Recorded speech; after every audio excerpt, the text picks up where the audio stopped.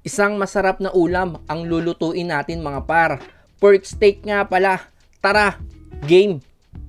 Maglalagay lang tayo ng mantika dito at pipirituhin natin yung pork steak na nakamarinate sa black pepper, kalamansi at toyo ng overnight. Talaga naman, ewan ko na lang mga par, overnight ko binabad to. At kapag okay na, iset aside natin to.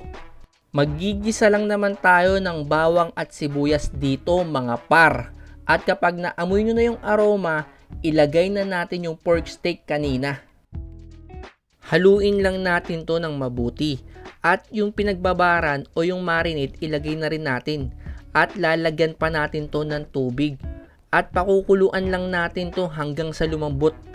At lalagyan natin ng 2 kutsarang asukal mga par. At haluin lang natin ulit. Kita nyo naman, sabaw pa lang, ulam na. Siyempre, lalagyan natin ng onion to sa ibabaw mga par. At optional lang naman kung gusto nyo lagyan ng sili o hindi. At pakukuluan natin ng ilang minuto hanggang sa lumambot yung onion. Kita nyo naman, ganap na ganap yung pork steak natin.